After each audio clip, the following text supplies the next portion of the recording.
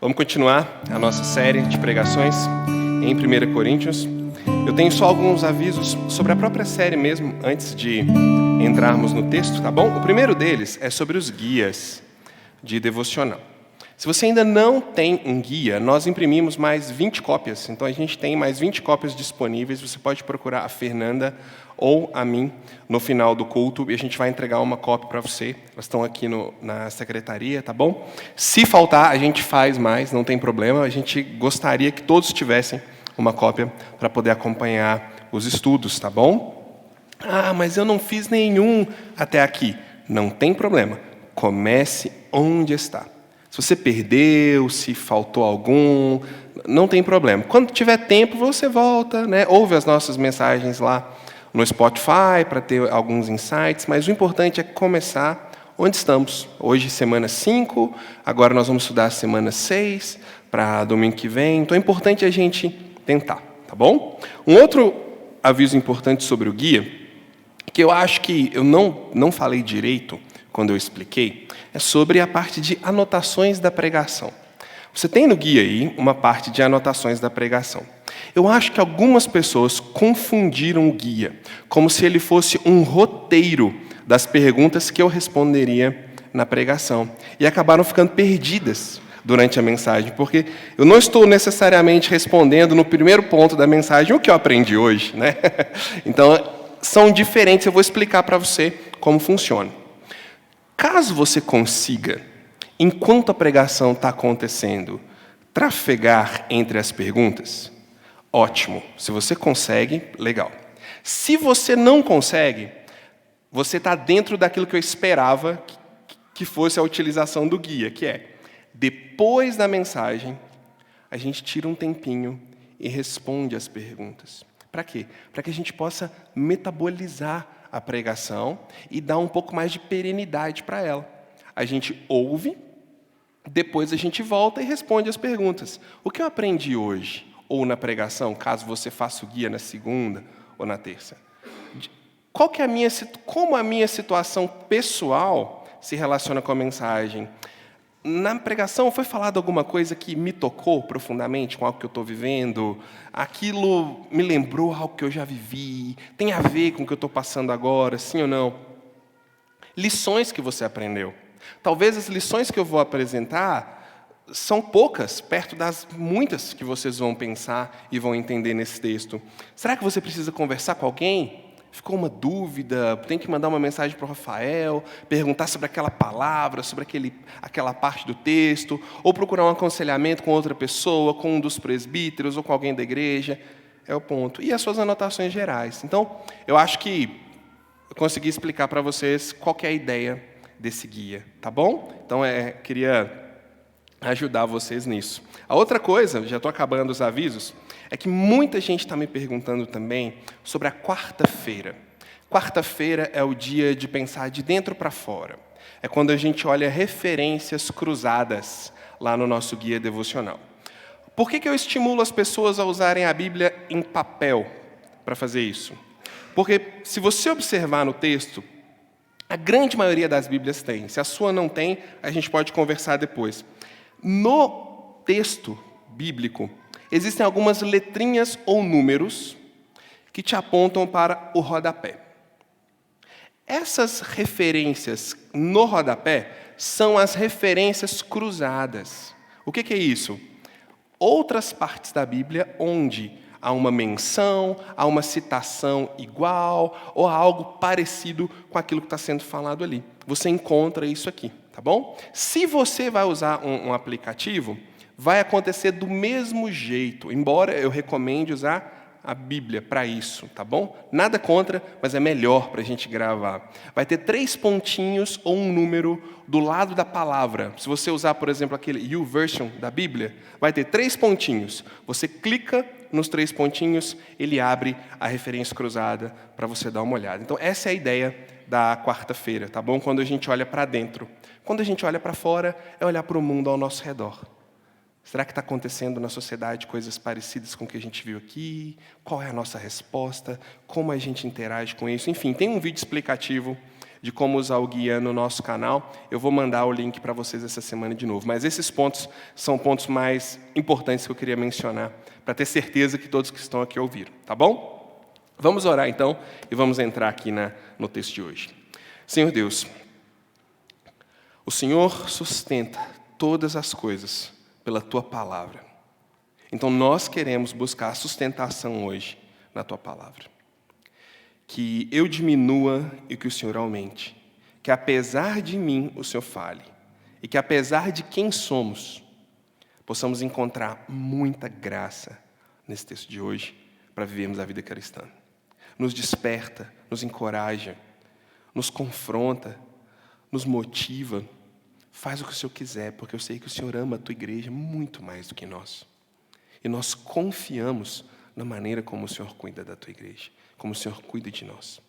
Também nós temos plena confiança e também pedimos que o Senhor repreenda nosso inimigo, Satanás, para que ele não nos atrapalhe. Ele não é convidado aqui, mas o Teu Espírito é. Então enche-nos, ó Pai, com o Teu Espírito nessa manhã. Em Teu nome eu oro. Amém. Então vamos lá, 2 Coríntios, capítulo 2, versículos 1 a 5. Irmãos, quando estive entre vocês, anunciando-lhes o mistério de Deus, não o fiz com ostentação de linguagem ou sabedoria, porque decidi nada saber entre vocês, a não ser Jesus Cristo e este crucificado. E foi em fraqueza, temor e grande tremor que eu estive entre vocês. A minha palavra e a minha pregação não consistiram em linguagem persuasiva de sabedoria, mas em demonstração do Espírito e de poder, para que a fé que vocês têm não se apoiasse em sabedoria humana, mas no poder de Deus. Lembrando rapidamente onde nós estamos aqui com esse texto, esse é o terceiro, vamos dizer assim, ponto de um pensamento que Paulo começou lá no capítulo 1, quando ele ia explicar para os coríntios por que Deus escolhia as coisas loucas. Por que o evangelho de Deus parecia loucura? E aí ele nos mostrou, primeiro, o evangelho de Deus parece loucura porque ele é sobre um Messias, um libertador, que foi crucificado. Isso não faz o menor sentido. Segundo, porque ele escolheu pessoas comuns. Nós vimos semana passada pessoas que não tinham nenhuma nobreza nelas mesmas para serem escolhidas. Gente igual eu, igual você. E terceiro, hoje nós vamos ver a loucura de Deus porque ele escolheu um pregador fragilizado.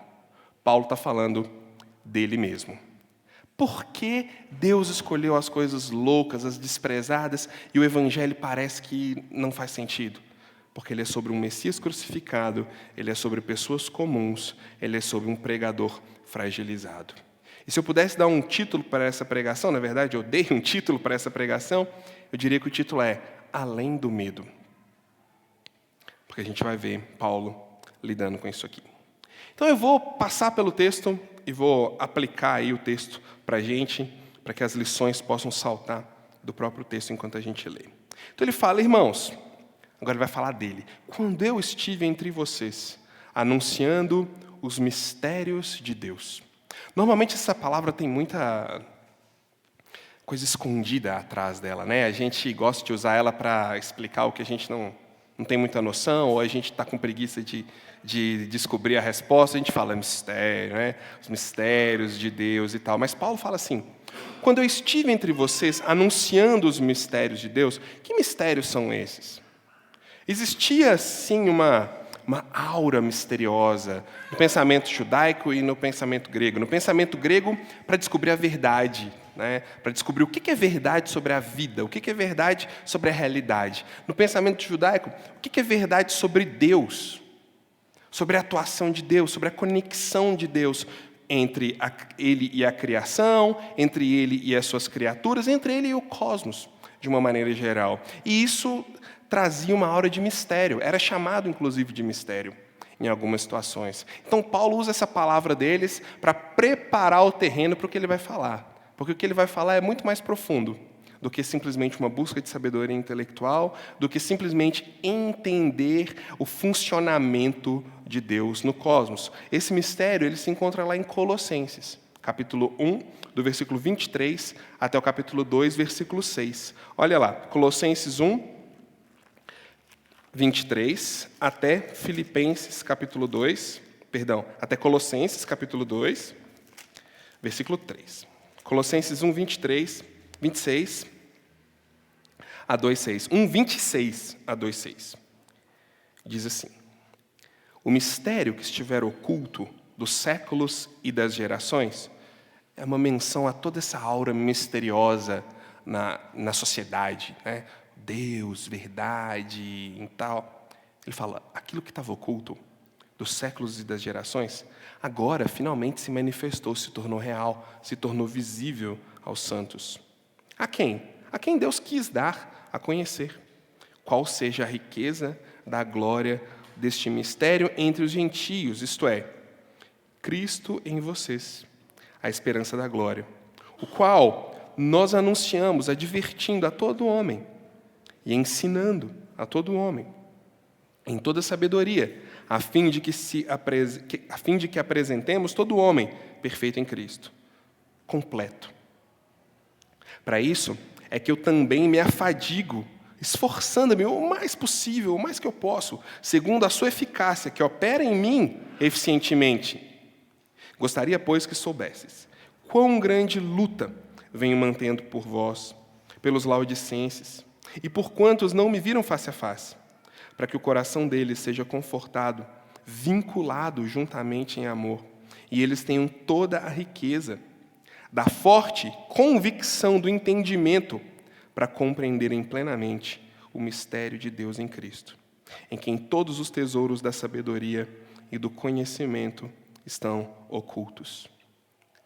Olha o pedido dele para que eles tenham toda riqueza de convicção, de entendimento, para compreenderem plenamente a profundidade da sabedoria de Deus, que por alguns era chamada de loucura. Mas qual é esse mistério que demanda tanta profundidade de entendimento, tanta convicção para ser entendido? Para nós parece simples, porque a gente já viu o filme todo, porque a gente experimenta isso na nossa vida, a gente tem a Escritura, mas o mistério era Cristo entre nós. O mistério era um Emanuel, o Deus conosco. O mistério não era o Deus lá. O mistério não era o Deus distante. O mistério não era o Deus que tinha que ser agradado. O mistério não era o Deus que tinha que ser cultuado de todas as formas possíveis, para que ele não ficasse bravo e atrapalhasse as nossas colheitas. Não. O mistério é um Deus que vem e está em nós. Isso para eles não fazia sentido. Essa sabedoria que para nós parece simples, para eles era como trigonometria, geometria analítica e por aí vai. Para eles era uma coisa absurda, difícil de entender, complexa. Mas Paulo diz, é complexo porque é Deus que revela esse entendimento para vocês. Enquanto vocês acham que vão conseguir por vocês mesmos, enquanto vocês acham que vão descobrir os mistérios da vida com o tamanho da sua inteligência, não.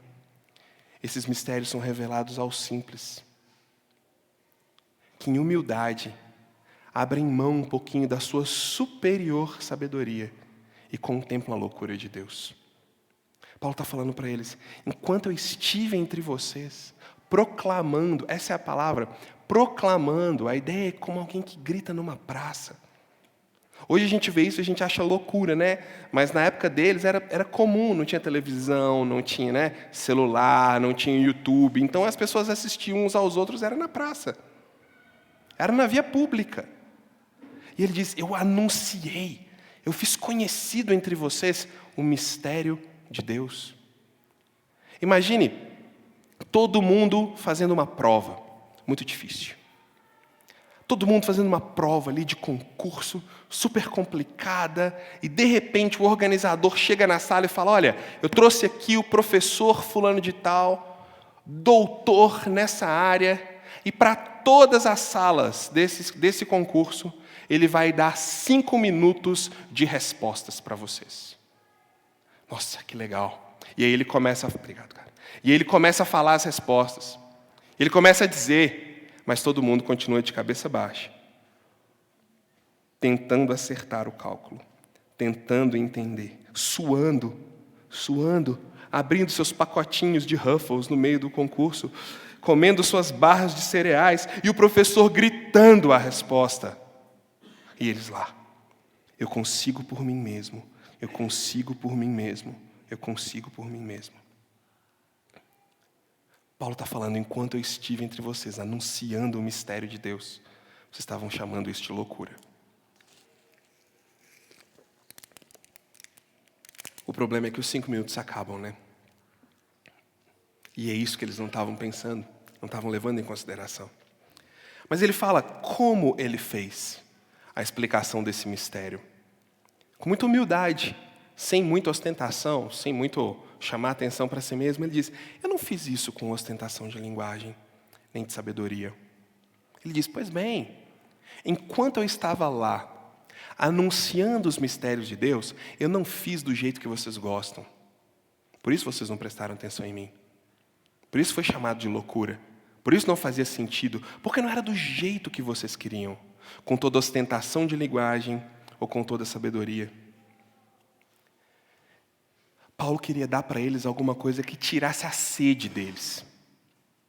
Não alguma coisa que simplesmente satisfizesse o seu senso comum e o seu sentido. Eu fiquei pensando, por exemplo, quando Jesus conversa com aquela mulher no poço, lá em João capítulo 4, ele diz, olha, se você soubesse quem está aqui te pedindo água, eu te daria dessa água e você não teria sede mais. O que era essa água que ele estava oferecendo para ela? Era ele mesmo. Era a presença dele, era o evangelho dele. O que Paulo faz quando ele chega e anuncia o mistério de Deus, sem ostentação de linguagem, sem ostentação de sabedoria, não de um jeito ignorante, mas não de acordo com os padrões deles. Paulo está dizendo, eu quero oferecer uma coisa que mata a sede. A gente vê tanto isso. Na época eram os sofistas, mas hoje são as pessoas que a gente gosta de ouvir porque eles têm uma retórica boa, porque eles têm um jeito legal de falar, porque toca o nosso coração, porque a gente chora quando ouve a pregação, e a gente, nossa, aquilo me tocou muito. Mas semana que vem você precisa de mais. Mas daquele cara, mas daquela mulher, mas daquela pessoa. Eu quero mais cortes do fulano, porque eu preciso ouvir o fulano. Porque ele fala comigo, ele me toca, mas a sua sede não é matada. A sua sede não acaba. Você precisa de mais e de mais. É isso que acontecia com os sofistas. Eram pessoas que falavam muito bem, que convenciam, mas que não estavam nem um pouco preocupadas com o que aquilo fazia nos seus ouvintes. Eles queriam convencer, serem louvados, receber o seu dinheiro e esperar que eles voltassem, querendo mais migalhas intelectuais. Gente, isso é tão próximo de nós. Eu estou usando esse exemplo, mas você sabe que é real. Isso é real para mim. A nossa sede por aquilo que nos toca, por aquilo que nos motiva, por aquilo que nos provoca de alguma forma. Aquilo que causa algo em nós, e aí a gente sente aquilo com determinado pregador, com determinado fulano, beltrano, a gente sente aquilo, a gente quer mais. A gente quer mais, quer mais. O problema é que Paulo já tinha visto, e que nós também estamos percebendo, é que isso não mata a nossa sede. Cristo em nós mata a nossa sede. Porque Ele nos dá condição de caminhar para frente. E não só ficar como passarinhos e seus filhotes em um ninho. Você já viu a mamãe cuidando dos filhotinhos no ninho, como é? Os filhotinhos lá. E a mãe vomitando neles o que ela já comeu. Vomitando neles o que ela já comeu. Paulo queria mais para eles. Paulo queria que eles experimentassem uma comida de verdade. Paulo queria que eles experimentassem algo bom, além do que aqueles caras vomitavam para eles. Paulo queria que eles experimentassem alguém.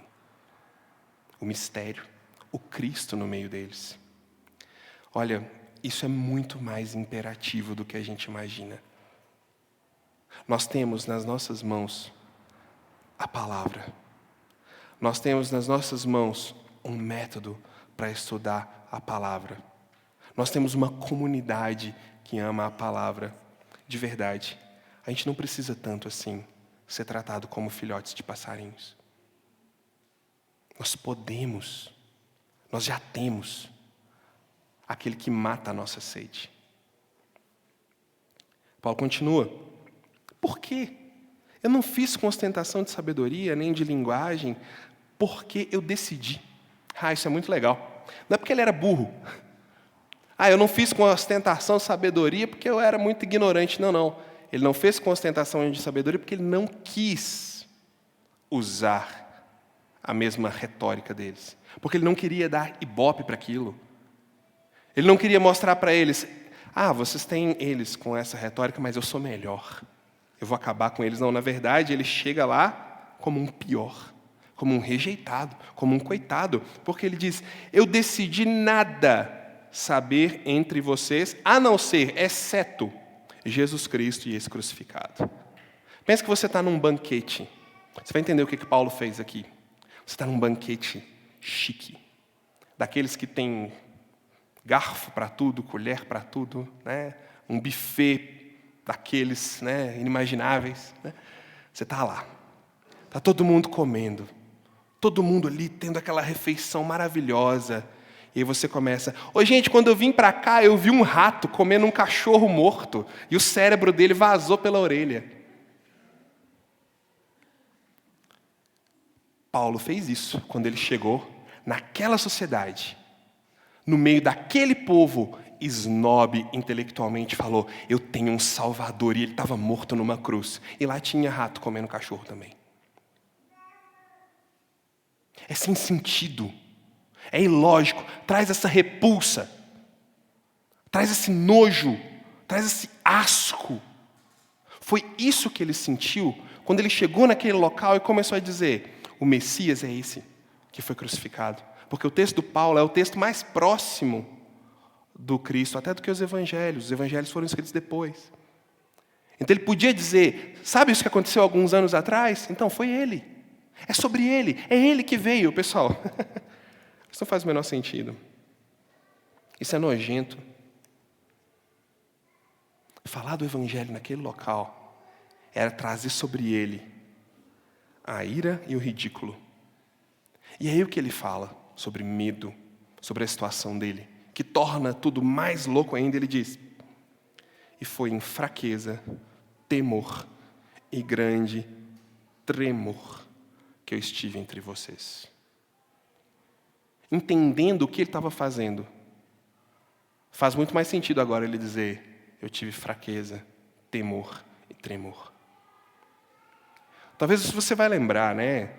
Enquanto eu estava tentando entender o que significava isso, eu pensei em várias situações da minha vida que eu senti muita fraqueza, muito temor e muito tremor para fazer alguma coisa. Você já sentiu isso? Você tem que fazer algo, mas não para de tremer, suar, e você vai falar, a voz não sai. É isso. Pensa, seus filhos estão crescendo. De repente já estão longe. Pensa, seus pais estão ficando velhos e doentes. E daqui a pouco estarão longe também. Pensa, as responsabilidades de amanhã, as entrevistas, as conversas, as prestações de contas, tudo aquilo que a gente tem que fazer aí. Você já acordou segunda-feira com tanta coisa para fazer que para você parecia sexta? Pois é. Isso é fraqueza, temor e tremor, angústia, peso. Diante de situações assim, que a vida joga na nossa cara e a gente sente o peso. Paulo estava numa dessas. Sabe o que tinha acontecido com Paulo pouco antes dele chegar em Corinto? Isso explica um pouquinho do porquê ele falar fraqueza. Olha só. Ele tinha sido, em Filipos, açoitado e preso.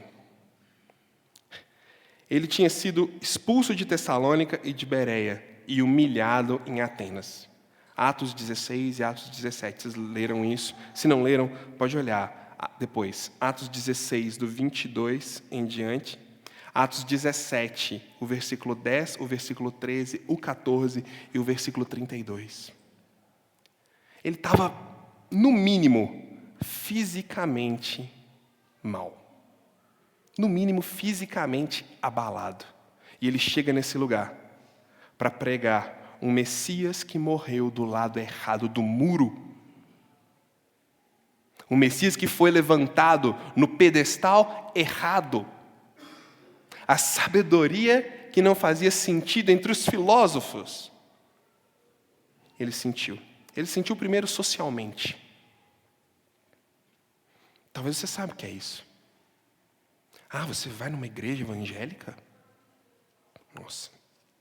Ah, você é cristão? Ah, você crê na Bíblia?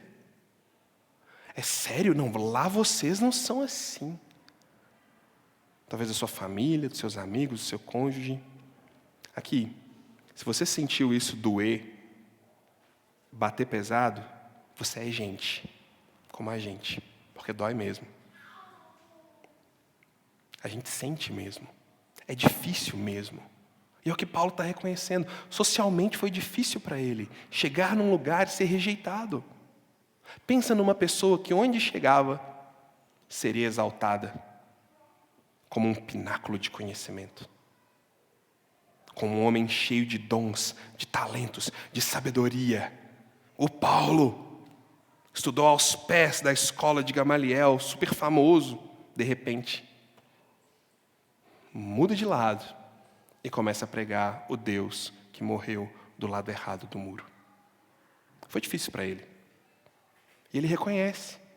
Eu estava lá, em temor, em fraqueza, em angústia.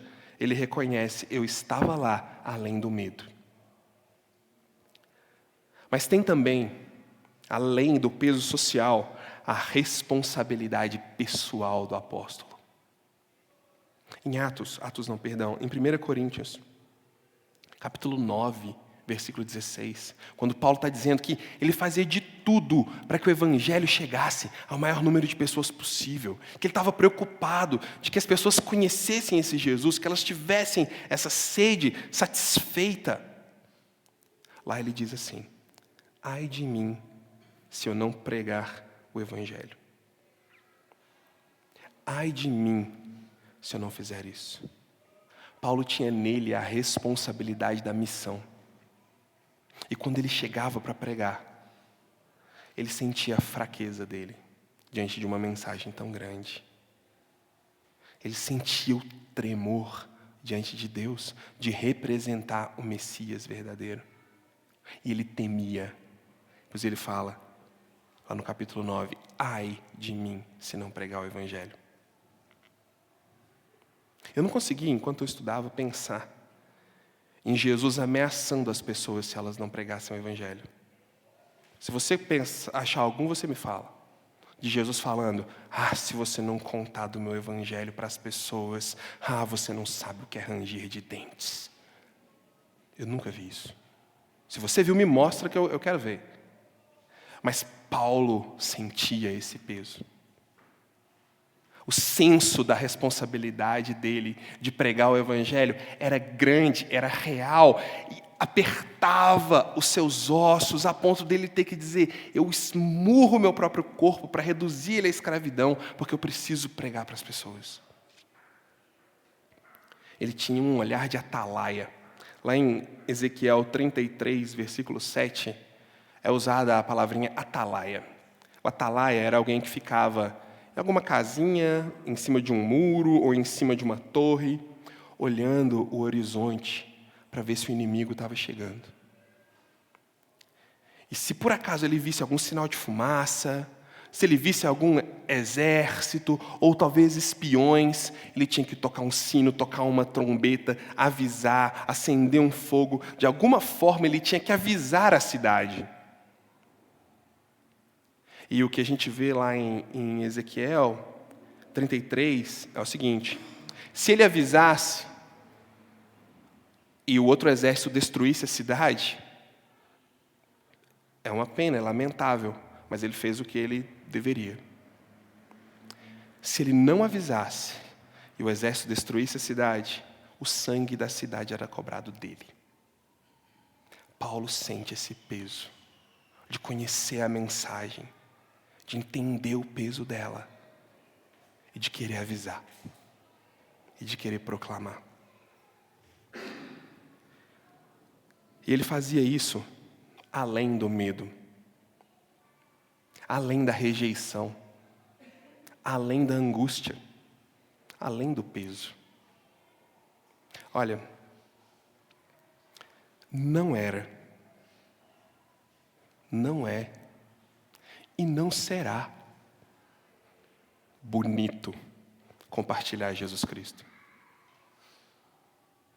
Existe constrangimento, existe vergonha, existe medo, existe o fator da rejeição. Eles existem. É muito difícil. Às vezes a gente fica muito assim, como é que eu faço? Eu recebo tantas essas perguntas e é uma oportunidade muito legal de relacionamento com as pessoas. Quando elas falam isso, elas dizem assim, mas eu não sei falar. Eu queria conseguir falar. Eu sinto medo, eu sinto vergonha. Eu sinto angústia. Eles vão me rejeitar, eles vão me perseguir. Eu digo, está tudo bem sentir assim. Até Paulo sentia isso. E ele experimentou até um grau a mais. Apanhou, sofreu, foi dado até como morto por conta disso. Mas nós, que recebemos essa mensagem, nós fazemos isso além do medo. Nós fazemos isso além do receio da rejeição. Além do medo de ser rotulado. Além do medo de ser isolado. Porque pesa em nós duas coisas. O tamanho do poder de Deus que transformou a nossa vida. Porque a gente está experimentando o poder. A gente está vendo. A gente está sentindo. Você está, no mínimo, ouvindo sobre o poder de Deus. E pesa sobre nós também a responsabilidade de compartilhar. O que é difícil, o que é complicado, eu sei. Mas que precisa ser feito, como Paulo, além do medo. Sabe por que ele fazia além do medo e além da fraqueza? Vamos continuar no texto que você vai perceber. E foi em fraqueza, temor e grande tremor que eu estive entre vocês. E a minha palavra e a minha pregação, ele fala mais uma vez, não consistiam em linguagem persuasiva de sabedoria. Por quê? Ela consistia em quê? Em demonstração do Espírito e de poder. Por que Paulo ia além da fraqueza? Por que Paulo falava além do medo? Por que esses elementos tão fortes, tão intensos e tão reais não paravam Paulo? Porque ele tinha experimentado o poder do Evangelho. E aqui, a palavra ela é ampla, porque ela pode significar milagres, ela pode significar curas, ela pode significar grandes transformações, mas o maior significado delas é o de Isaías, capítulo 9, versículo 2.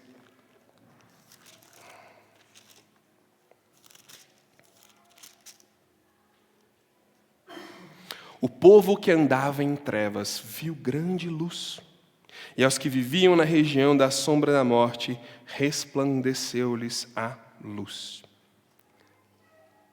Paulo ia além do medo, além da fraqueza, do temor, do terror que ele sentia, porque ele experimentou o poder que trazia clareza, que matava a sede, que dava sentido, e ele era imparável com essa motivação. Aqui, eu queria dizer que o que persuade, o que convence,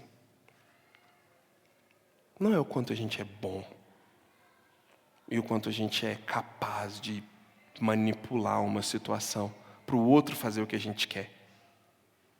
Tem livros e mais livros desse negócio que revelam assim um ponto, às vezes tão egoísta da nossa mente, mas deixa esse assunto para uma outra hora. Porque o que persuade não é isso. O que persuade é a vida transformada. E era nisso que Paulo estava apoiado. Paulo estava experimentando o que a gente viu lá no capítulo 1. Deus pode usar qualquer pessoa, porque ele usava um assassino que era Paulo para pregar o evangelho. Paulo está experimentando o poder de Deus de dizer, ninguém é pequeno demais, simples demais, pecador demais para poder receber graça. Ele tem isso e por isso ele fala, porque ele vê essas coisas acontecendo. Quando a gente pensa, nossa, mas eu tenho tanta vergonha, eu tenho tanto medo, eu sinto uma fraqueza, um tremor, um terror para poder falar, é porque a gente está confiando demais na nossa capacidade. Mas a única coisa que a gente tem é um Cristo crucificado, mas que transforma vidas, porque senão não estaríamos aqui. Isso é um grande estímulo para nós.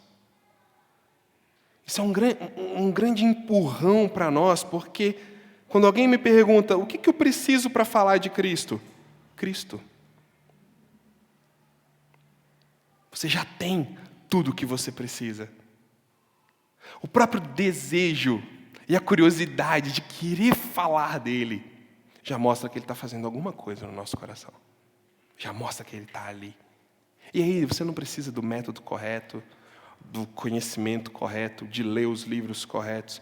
Você não precisa ser um técnico. Você precisa ser alguém que vai além do medo. Vai com medo mesmo. Ah, mas eu estou com medo. Vai com medo mesmo. Paulo foi com medo. Mas eu estou tremendo. Vai tremendo mesmo. Mas eu estou apavorado. Vai apavorado mesmo. Vai lá. Isso é um princípio para o nosso evangelismo, para a gente compartilhar o que Cristo tem feito na nossa vida. Mas aqui, se o evangelho nos dá condição de vencer barreiras tão grandes para compartilhar Jesus, as outras coisas da vida vão se tornar tão pequenas, você vai ver. E aí vencer os desafios que você tem, profissionais, intelectuais, financeiros, matrimoniais, eles vão se tornando cada vez mais, eu vou encarar isso.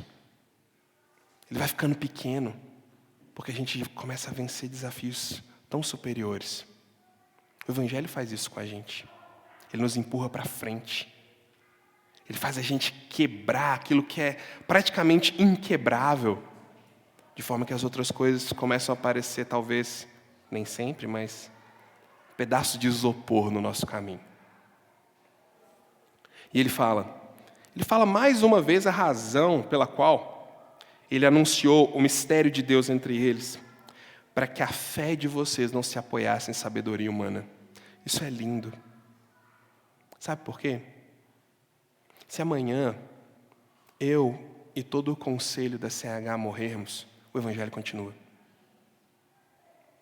Se amanhã todos os líderes evangélicos do Brasil forem mortos, presos, seja lá o que for, o Evangelho continua. Aqueles que não se apoiam em seres humanos vão continuar adiante, porque esse é o poder do Evangelho. Ou você acha que nós estamos aqui 2000 e tantos anos depois, porque a gente é muito bom em guardar tradições? Ou estamos iludidos, achando que o poder da nossa fé é o que nos trouxe até aqui? Não. É porque o Evangelho está apoiado no poder de Deus, que traspassa os séculos, que tem perenidade, que continua. E Paulo está preocupado com isso.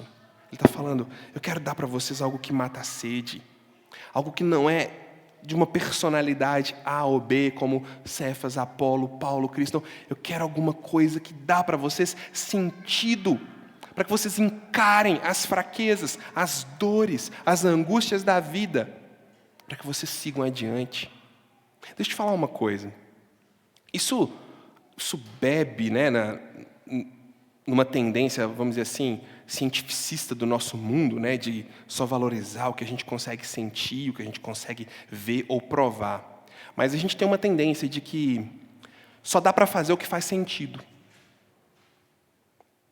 Não, eu faço, ok? Mas tem que fazer sentido para mim. Se não fizer sentido para mim, não dá. Aqui, se eu só faço o que faz sentido para mim, eu estou seguindo a mim mesmo, e não ao Cristo. Se a minha capacidade de sentido é o que determina todas as minhas ações, eu estou seguindo a mim mesmo, porque eu sou o Senhor de mim mesmo, não tem nada fora me dando um parâmetro superior para eu coordenar a minha vida. E Paulo está dizendo para eles, eu não quero que vocês fiquem aí ensimesmados, com as cabeças inchadas, buscando sentido em vocês mesmos, ou nesses sofistas malucos. Eu quero que vocês encontrem sentido no poder de Deus, que é além de você. Que é maior do que você. Que te dá uma busca superior. Então Paulo está dizendo assim, o Evangelho faz sentido? Não. Não. Porque é um Messias que morreu do lado errado do muro, porque é sobre pessoas que não têm nada de especial, e é sobre um pregador que estava tremendo na hora de compartilhar o Evangelho, fraco na hora de falar as grandezas de Deus. O Evangelho não faz sentido nenhum, mas olhem, o que está transformando a vida de vocês? É a sabedoria humana ou é o poder de Deus? Sejam honestos com vocês mesmos e vocês vão ter a resposta. É isso que Paulo disse para eles. E é a mesma pergunta que eu faço para mim, que eu faço para você. O que tem transformado nossa vida? Até onde eu sei é o poder de Deus. Eu não vejo nada além do poder de Deus para fazer vocês virem aqui, domingo de manhã, ouvir um cara como eu. Isso é o poder de Deus. Orar. Fechar o olho para orar. Não faz o menor sentido. É ilógico. Se alguém vê a gente orando, vai falar, que idiota. Mas a gente ora porque a gente sabe que Deus está ouvindo. A gente vem porque a gente sabe que a palavra está aqui. Isso é o quê? É o poder de Deus. A minha oração para nós, para a nossa igreja, a partir do que a gente viu aqui, é que a gente tenha confiança no poder do Evangelho para ir além do medo. Que a gente tenha confiança no poder do Evangelho para ir além da fraqueza, do temor, da angústia, para continuar. Porque existe poder no Evangelho, sem sentido. Ainda bem, porque não é sobre nós mesmos, é sobre Ele. Esse é o meu desafio para você. Busca essa semana o Evangelho de Cristo, o poder de Cristo, para você ir além do medo. Em princípio, para experimentar e compartilhar Jesus. Em segundo aspecto, para vencer os medos da sua caminhada, da sua jornada, os seus medos pessoais, as suas fraquezas pessoais. E desfrutar nisso também o poder de Deus, que é o que nos cativa, que é o que nos move. O restante do texto, do versículo 6 ao versículo 9, eu conectei com a semana 6. Então nós vamos falar dele na semana que vem, junto com o texto da semana 6. Tá bom? Eu quero orar para vocês. Senhor Deus, muito obrigado pelo teu poder, que não faz muito sentido, mas que é visível. Que parece loucura para quem é forte, segundo os padrões humanos. Mas para quem é fraco em si mesmo, é o poder. É o Cristo em nós. Obrigado porque não há mais mistério, Cristo está em nós. Obrigado porque o poder foi dado através do teu Espírito. Obrigado porque existe uma chance de recomeço em Jesus. E é em nome dele que nós oramos. Amém.